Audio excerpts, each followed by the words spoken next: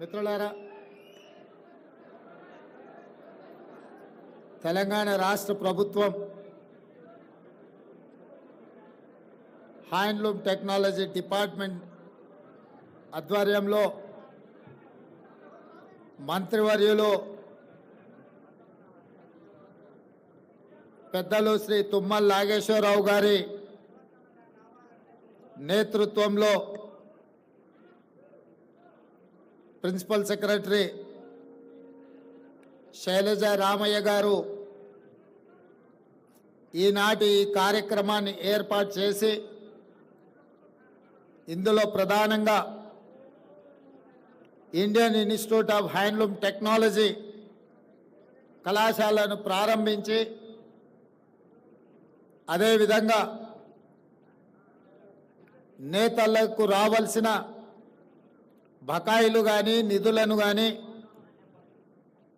రాష్ట్ర ప్రభుత్వం నుంచి విడుదల చేయించాలని ఈ కార్యక్రమాన్ని ఏర్పాటు చేసి ఈ కార్యక్రమంలో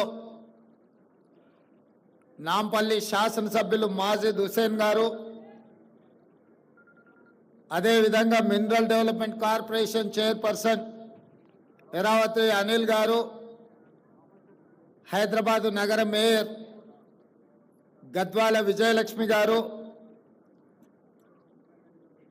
వరంగల్ నగర మేయర్ శ్రీమతి గుండు సుధారాణి గారు, చాలామంది నేతన్నలు, వారికి సంబంధించిన నాయకులు, 33 జిల్లాల నుంచి తరలి వచ్చిన చేనేత కార్మికులు, నేతన్నలు అందరికీ కూడా తెలంగాణ రాష్ట్ర ప్రభుత్వం తరఫున మనస్ఫూర్తిగా ఆహ్వానం పలుకుతున్నాను. మా మంత్రి గారిని, మా ప్రిన్సిపల్ సెక్రటరీ గారిని మనస్ఫూర్తిగా అభినందిస్తున్నా. వేలాది మంది నేతన్నలను కలుసుకునే ఒక్క మంచి కార్యక్రమాన్ని లలిత కళా తోరణంలో ఏర్పాటు చేసి ఈ సంతోషమైన సమయంలో మీ అందరినీ కలిసి ఇండియన్ ఇన్స్టిట్యూట్ ఆఫ్ హ్యాండ్లూమ్ టెక్నాలజీని ప్రారంభించుకోవడం నాకు చాలా సంతోషకరమైన వార్త. Indian institute of handloom technology ఈరోజు మన విద్యార్థులు చేరాలి అంటే ఆంధ్రప్రదేశ్ నెల్లూరుకైనా వెళ్ళాలి, లేదా ఒడిశా రాష్ట్రానికైనా పోవాలి. ఈరోజు మన రాష్ట్రంలో, మన నగరంలో, మన హైదరాబాదులో, మన తెలంగాణలో ఉండాల్సిన ఇన్స్టిట్యూట్ అనుమతి ఇవ్వాల్సిన కేంద్ర ప్రభుత్వం 10 సంవత్సరాలైన చర్యలు చేపట్టకపోవడంతో తెలంగాణ రాష్ట్ర ముఖ్యమంత్రిగా బాధ్యతలు చేపట్టిన తర్వాత నేతన్నల జీవన గతులు, వాళ్ళ స్థితిగతులను తెలుసుకోవాలన్న ఆలోచనతోటి సమీక్షా సమావేశాన్ని ఏర్పాటు చేస్తే ఈ అంశం నా దృష్టికి రావడం జరిగింది. తక్షణమే నేను ఉప ముఖ్యమంత్రి బట్టి విక్రమార్క గారు ఢిల్లీకి వెళ్ళి మోడీని కలిసి విజ్ఞప్తి చేసి, ఆ తర్వాత కేంద్ర మంత్రివర్యులు పీయూష్ గోయల్ గారిని కలిసి ఈనాడు మా రాష్ట్రంలో ఇండియన్ ఇన్స్టిట్యూట్ ఆఫ్ హ్యాండ్లూమ్ టెక్నాలజీలో చేరాలి అనుకుంటే సుదూర ప్రాంతమైన ఆంధ్రప్రదేశ్ నెల్లూరుకు వెళ్ళాలి, లేదా ఒడిశా రాష్ట్రానికి వెళ్ళాలి. మా రాష్ట్రానికి ఒక ప్రత్యేకమైన ఇన్స్టిట్యూట్ ఉండి తీరవలసిందే అని చెప్పి కేంద్ర మంత్రి పీయూష్ గోయల్ గారి దృష్టికి తీసుకెళ్లడం జరిగింది. వారు కూడా రాజకీయాలకు అతీతంగా ముందుకొచ్చి నిజంగానే హైదరాబాదు అభివృద్ధి చెందిన నగరం, దేశంలోనే 5 మెట్రోపాలిటన్ సిటీస్ ఉంటే ఢిల్లీ, ముంబై, చెన్నై, బెంగళూరు వీటితో పోటీ పడే నగరం హైదరాబాదు తెలంగాణలో ఉంది. తెలంగాణలో IIST ఉండాల్సిందే, మంజూరు చేస్తున్నామని చెప్పి వారు తక్షణమే మంజూరు చేసి తెలంగాణ రాష్ట్రం యొక్క విజ్ఞాపనను వారు ఆమోదించారు. ఎంబడే నేను అధికారులను పిలిచి మంత్రి గారిని కోరి ఈ సంవత్సరమే వాళ్ళ సమయం వృధా కాకూడదు, పిల్లలను ఈ సంవత్సరంలోనే వాళ్ళని చేర్పించుకోవాలి. ఎక్కడ ఏర్పాటు చేద్దాం కాలేజీ అని అంటే, కాలేజీ బంగ్లాలు ఇప్పటికిప్పుడు అంటే కష్టం కదా అంటే, నాంపల్లిలో ఉన్న తెలుగు అకాడమీ ఇక్కడ భవనం ఉన్నది అంటే ఎంబడే అక్కడ ఏర్పాటు చేసి మంచి కార్యక్రమాన్ని ఈ సంవత్సరమే మొదలు పెట్టండి అని చెప్పి వారికి ఆదేశాలు ఇవ్వడం జరిగింది. ఈరోజు డిగ్రీ సర్టిఫికెట్లు తీసుకొని పిల్లలు బయటకు వస్తున్నారు, కానీ సాంకేతిక నైపుణ్యం లేకపోవడం వల్ల ఉద్యోగ ఉపాధి అవకాశాలు సన్నగిల్లిపోతున్న తరుణంలో తెలంగాణ రాష్ట్ర ప్రభుత్వం ఆలోచన చేసి సాంకేతిక నైపుణ్యాన్ని పెంపొందించాలి, నిరుద్యోగ యువకులకు ఉద్యోగ ఉపాధి అవకాశాలు కల్పించాలి అని మొన్న జరిగిన శాసనసభలో కొత్త శాసనం చేసి యంగ్ ఇండియా స్కిల్స్ యూనివర్సిటీని ఈరోజు 4th సిటీలో నిర్మించాలి అని 60 ఎకరాల స్థలాన్ని కేటాయించి దాదాపుగా 200 నుంచి 300 కోట్ల రూపాయలైన యూనివర్సిటీ నిర్మాణానికి నిధులకు ఎలాంటి ఇబ్బంది లేకుండా ఏర్పాటు చేయడం జరిగింది, పనులను ప్రారంభించుకోవడం జరిగింది.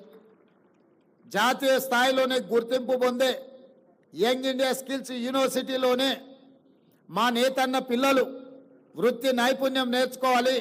వచ్చే సంవత్సరం నుంచి కళాశాలను అక్కడ ప్రారంభించడం ద్వారా అంతర్జాతీయ స్థాయిలో IIHTకి గుర్తింపు తీసుకురావాలి అని ఈరోజు మన ప్రభుత్వం నిర్ణయం తీసుకున్నది. ఈ సంవత్సరం చేరిన విద్యార్థులకు కూడా ప్రతి నెల 2500 రూపాయలు వాళ్ళు చదువుకోవడానికి స్కాలర్షిప్ ఇవ్వాలని చెప్పి ఇవాళ వాళ్లకు స్కాలర్షిప్లు కూడా మంజూరు చేస్తున్నాం. ఎందుకంటే తల్లిదండ్రులు రెక్కాడితే కానీ డొక్కాడని పరిస్థితి, ముఖ్యంగా మా నేతన్నలు ఎంత సంపాదించినా కుటుంబం గడవడానికే కష్టమైన రోజుల్లో పిల్లల చదువులకు ఎంతో కొంత తోడుగా ఉండాలి అని చెప్పి ప్రతి నెల వాళ్ళకి స్టైఫండ్ 2500 ఇవ్వాలి, చిన్న ఖర్చులకైనా వాళ్ళకు సాయం అవుతుందని, వేడి నీళ్ళకి చన్నీళ్ళు తోడైనట్టుగా ఉంటుంది అని చెప్పి ఈరోజు ఆ విధమైన నిర్ణయం తీసుకోవడం జరిగింది.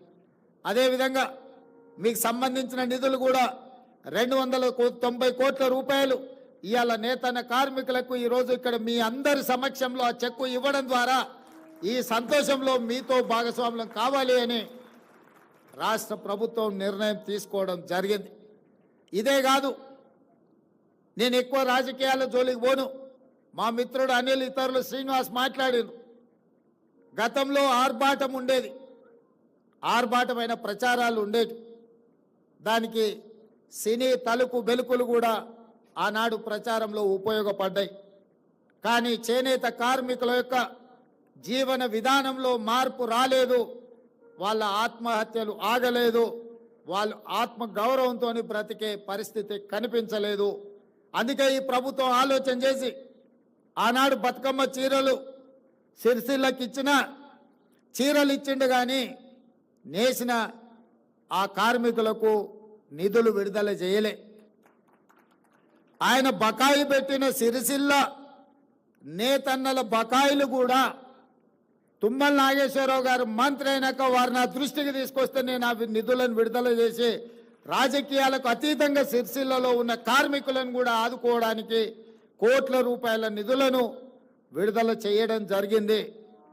మా ప్రిన్సిపల్ సెక్రటరీ గారు హ్యాండ్లూమ్, అదేవిధంగా పవర్ లూమ్స్ మనం ఆదుకోవాలి, పన్నులు ఇవ్వాలి. ఒకవేళ బతుకమ్మ చీరలు ఆగిపోతే కొంతమందికి నష్టం జరుగుతుందని వారు నా దృష్టికి తీసుకురావడం జరిగింది. బతుకమ్మ చీరలు కట్టుకునేంత క్వాలిటీ కానీ దాని మీద పెట్టాల్సినంత పెట్టుబడి పెట్టలేదు. అందుకే ఈరోజు నేను మా మంత్రి అధికారి గారు చెప్తే నేను ఒకే మాట చెప్పిన, ఈరోజు స్వయం సహాయక సంఘాలు, మా మహిళలు సెల్ఫ్ హెల్ప్ గ్రూప్స్ కింద 63 లక్షల మంది సభ్యులు ఈరోజు తెలంగాణ రాష్ట్రంలో ఉన్నారు. ఈ 63 లక్షల మంది సభ్యులకు ఒక్క మంచి డిజైన్తో ప్రతి ఆడబిడ్డకు 2 చీరలు ఇస్తే 30 లక్షల చీరలు మనము ఆర్డర్ ఇవ్వచ్చు. మంచి డిజైన్లతోని మంచి క్వాలిటీతో ముందుకు రమ్మని మా అధికారులకు సూచన చేసినాం. తొందరలోనే స్వయం సహాయక మహిళా గ్రూపుల్లో ఉండే ప్రతి మహిళకు సంవత్సరానికి 2 చీరలు ఇవ్వాలి అన్న ఆలోచన ఈరోజు రాష్ట్ర ప్రభుత్వము మీ అభిమానంతో ఈరోజు ఆ నిర్ణయం తీసుకోవడం జరిగింది. అదేవిధంగా సంఘాలలో ఎన్నికలుంటే నాయకులు తయారవుతారని మా మిత్రులు చెప్పిండ్రు. నేను కూడా బలంగా విశ్వసిస్తాను. ఏ సంఘాలైనా సంఘాల నుంచి వచ్చిన వాళ్ళు సంఘాల నుంచి ఎదిగి ప్రజాప్రతినిధులుగా మారి ప్రభుత్వంలో భాగస్వాములు అయినప్పుడు తప్పకుండా జాతి యొక్క సమస్యల్ని పరిష్కరించడానికి చట్ట సభలలో ప్రభుత్వంలో ప్రాతినిధ్యం వహిస్తారు. కాబట్టి ఖచ్చితంగా ఈ ఎన్నికలకు సంబంధించి సమీక్ష చేసి ఎంబడే ఎన్నికలు నిర్వహించడానికి అవసరమైన ప్రణాళికలను రూపొందించమని వేదిక మీద నుంచి మా మంత్రి గారికి చీఫ్ సెక్రటరీ గారికి నేను ఆదేశాలు ఇస్తున్నా. తక్షణమే ఆ కార్యాచరణను చేపట్టవలసిందిగా వారికి సూచన చేస్తున్నా. అదేవిధంగా రుణమాఫీ, రైతులకు రుణమాఫీ చేసిండ్రు, 30,000 కోట్ల రూపాయలు చేసిండ్రు. మరి 30 కోట్లున్న మా చేనేత కార్మికులకు చెయ్యండి అని ఈ వేదిక మీద నుంచే విజ్ఞప్తి రావడం జరిగింది. నిజంగానే 30 కోట్లుంటే ఒక్క కలం పోటుతోని 30 కోట్ల రూపాయలు మీ రుణాన్ని మాఫీ చేసే బాధ్యత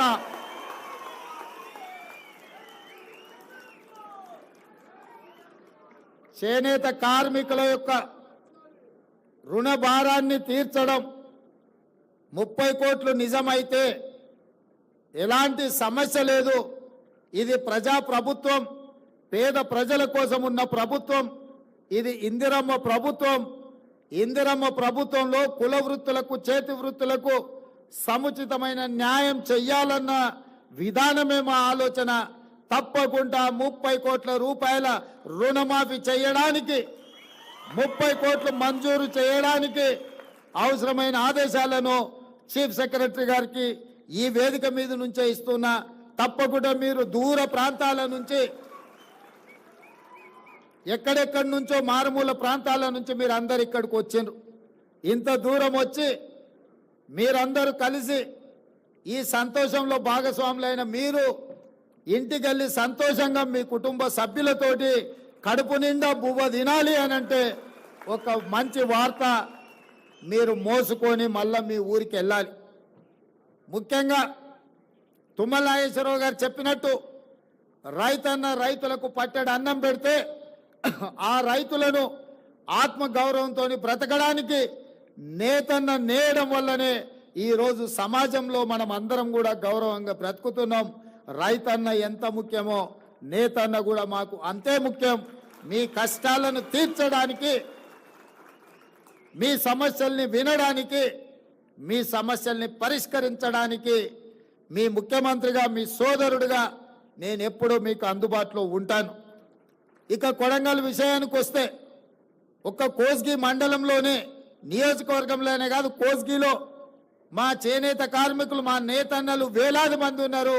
ఇవాళ నా గెలుపులో కొడంగల్ శాసనసభ నుంచి ఎన్నికైన నాకు 100% నేతన్నలు అండగా నిలబడి ఈరోజు నన్ను శాసనసభ్యుగా ఎన్నుకున్నారు. కాబట్టి తెలంగాణ రాష్ట్రానికి ముఖ్యమంత్రి అయిన నా నియోజకవర్గంలో నేతన్నలు చాలామంది ఉన్నారు. వాళ్ళతో నాకు చాలా సన్నిహిత సంబంధాలు ఉన్నాయి. వాళ్ళకు కావాల్సిన కమ్యూనిటీ హాల్స్ కావాల్సిన నిధులు కూడా నేను ఎమ్మెల్యేగా ఉన్నప్పుడు ఇచ్చి ఆ కమ్యూనిటీ హాల్స్ కట్టించడానికి, వాళ్ళకు ఆదుకోవడానికి అన్ని రకాలుగా అక్కడ వాళ్ళతో నాకు సత్సంబంధాలు ఉన్నాయి. అందుకే ఈరోజు గద్వాలైనా, నారాయణపేట అయినా, కొత్తకోట అయినా, కోస్గి అయినా, సిరిసిల్ల అయినా, కరీంనగర్ అయినా, వరంగల్ అయినా ఎక్కడున్నా నేతన్ననే నేతన్న కొండా లక్ష్మణ్ బాపూజీ వారసులు. కొండా లక్ష్మణ్ బాపూజీ ఆనాడు తెలంగాణ కోసం కొట్లాడిండు, తెలంగాణ కోసం త్యాగం చేసిండు. తెలంగాణ రాష్ట్ర సాధన కోసమే కాదు, తెలంగాణ రాష్ట్ర సమితి చంద్రశేఖరరావు గారికి నిలువ నీడనిచ్చి పార్టీ పెట్టినప్పుడు మొట్టమొదట కార్యాలయం పెట్టుకోవడానికి స్థలం ఇచ్చింది కూడా కొండా లక్ష్మణ్ బాపూజీ గారే. వారు గొప్ప నాయకుడు. వారు లేకపోవడం విషాదకరం. తెలంగాణ రాష్ట్రం వచ్చినప్పుడు వారు 69లో తెలంగాణ రాష్ట్రం వచ్చే వరకు నేను పదవులను చేపట్టను అని ఆనాడు ఎమ్మెల్యేగా, మంత్రిగా రాజీనామా చేసిన గొప్ప పదవీ త్యాగం అంటే కొండా లక్ష్మణ్ బాపూజీ గారు చేసింది. రాజీనామాలు చేయడం, ఎలక్షన్ తేవడం, సెలక్షన్ చేయడం, కలెక్షన్ చేసుకోవడం త్యాగం అని చెప్తుంటారు కొంతమంది. మీ ఎలక్షన్, సెలక్షన్, కలెక్షన్ 2001 నుంచి 2014 వరకు ఎన్నోసార్లు తెలంగాణ ప్రజలు చూశారు. ఏమి లేనోళ్ళు, రబ్బర్ చెప్పులు లేనోళ్ళు, టీవీలు వచ్చినాయి, పేపర్లు వచ్చినాయి, ఫామ్ హౌస్లు వచ్చినాయి, బంగళాలు వచ్చినాయి, జూబ్లీస్లో ప్యాలెస్లు వచ్చినాయి, గజ్వేల్లో వందలాది ఎకరాల ఫామ్ హౌస్లు వచ్చినాయి. మరి త్యాగాలు చేస్తే కొండా లక్ష్మణ్ బాపూజీ గారి లాగా లేకుండా మీరెందుకు ఇట్లా వేలాది కోట్ల రూపాయల ఆస్తులు వచ్చినాయో, మీ త్యాగానికి కొండా లక్ష్మణ్ గారి త్యాగానికి ఉన్న తేడా ఈరోజు తెలంగాణ సమాజం గమనించాలి. త్యాగానికి మారు పేరు, పదవిని తృణపాయంగా తెలంగాణ రాష్ట్రం కోసం త్యాగం చేసింది కొండా లక్ష్మణ్ గారు. పదవులను అడ్డం పెట్టుకొని ఎన్నికలు, ఉప ఎన్నికలు తీసుకొచ్చి ఎన్నికల్లో సెలక్షన్స్, కలెక్షన్స్ చేసుకొని బాగుపడ్డోళ్ళు ఎవరో తెలంగాణ సమాజం నిశ్చితంగా గమనిస్తూనే ఉంది. కాబట్టి త్యాగం అనే పదం మీకు సూట్ అవ్వదు. త్యాగం అంటే కొండా లక్ష్మణ్ గారు. కొండా లక్ష్మణ్ గారిని తెలంగాణ సమాజం ఎప్పటికీ గుర్తుపెట్టుకుంటుంది. తప్పకుండా వారి యొక్క గౌరవాన్ని పెంచే విధంగా తెలంగాణ రాష్ట్రంలో నిర్ణయాలు ఉంటాయి. ఈ ఇండియన్ ఇన్స్టిట్యూట్ ఆఫ్ హ్యాండ్లూమ్ టెక్నాలజీకి కొండా లక్ష్మణ్ బాపూజీ గారి పేరు పెట్టుకుందామని చెప్పి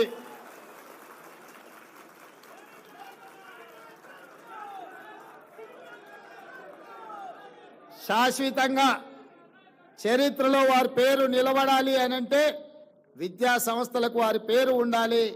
ఈరోజు నేతన్న పిల్లలు కానీ ఈ వృత్తిని నేర్చుకోవాల్సిన ఇన్స్టిట్యూట్కి కొండా లక్ష్మణ్ బాపూజీ గారి పేరు సముచితమని నేను భావిస్తున్నా. మా అధికారులకు, మా మంత్రి గారికి నేను ఆదేశాలు ఇస్తున్న వేదిక మీద నుంచి తక్షణమే దీనికి సంబంధించిన జీవోను విడుదల చేయండి.